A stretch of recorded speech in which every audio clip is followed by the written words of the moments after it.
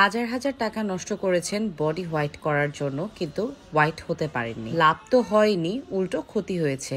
আপনি কি এমন একজন? আমিও কিন্তু আপনাদেরই মতো একজন। কারণ আমার বডিও আগে অনেক বেশি কালো ছিল আমার ফেসের তুলনায়। যেহেতু আমি অনেক বেশি যত্ন করি আমার ফেসের যত্ন করতে করতে না, এত ব্যস্ত মানুষ আমি, আমার হাত পায়ের যত্ন আমার নিতে মনে নাই। আর যতটুকু যত্ন ওই গোসল করার সময়ই একটু সাবান ইউজ করা আর একটু ভ্যাসলিন ইউজ করা, দ্যাটস ইট।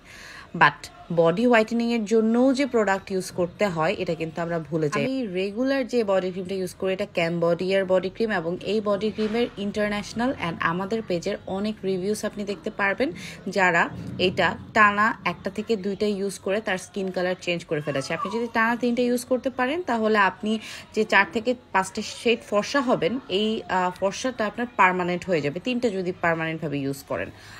বাট আপনি একটাতেই 4 থেকে 6 শেড পর্যন্ত ফর্সা হতে পারবেন, এবং এর পরবর্তীতে আপনি যখন ইউজ করবেন তারপরে কি আরো বেশি ফর্সা হবেন। বাট ওই যে 4 থেকে 6 শেড পর্যন্ত এটা পার্মানেন্ট হয়ে যাবে, এটার কখনো চেঞ্জ হবে না, জাস্ট তখন সানব্লক ইউজ করলেই হবে।